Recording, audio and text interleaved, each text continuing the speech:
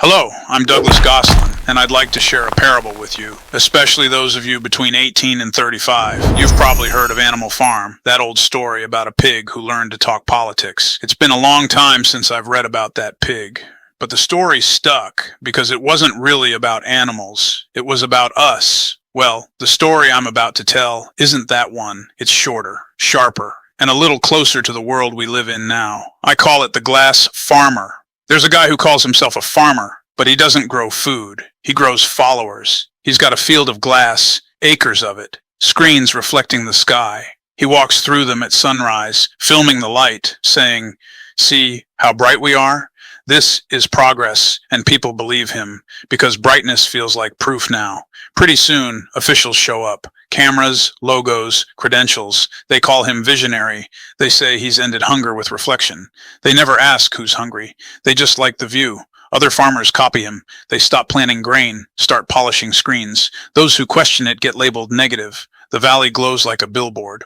From a distance, it looks like success. Then one morning a kid shows up, an intern, a believer, maybe both. He asks, "Where do your roots drink?" The farmer laughs. "Roots are old tech. We run on light now." He shows him the workers, people who used to live in the hills. "Happy volunteers," he calls them. He doesn't mention the fences they crossed to get here, or the villages that emptied to fill his workforce. The kid writes it down anyway. Storm season hits. Dust from the stripped hills coats the glass. The farmer hires more hands to polish and posts a video about job creation. He calls the dust economic stimulus. The comments section agrees. The mirrors start to crack. Fine lines at first, then spreading webs. The farmer calls them design features. The officials come back, take new photos, and declare that poverty has been successfully removed from the soil. They don't stay for winter. Now, the influencers arrive, foreigners, fluent in hashtags and hope.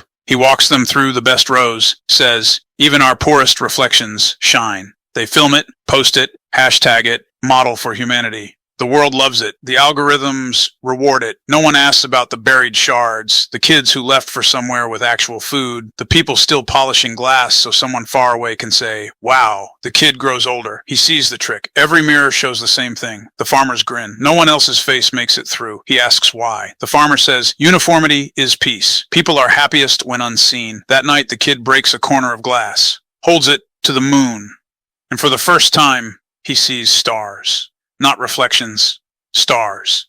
He starts keeping notes. The loans, the cracked glass buried under new glass, the sickness from dust, the words no one's allowed to say. He hides the notebook in a toolbox under one of the mirrors. He names it the true ledger. Years pass. The wind returns harder than before. The mirrors snap. The light dies. The farmer live streams from the ruins, still smiling.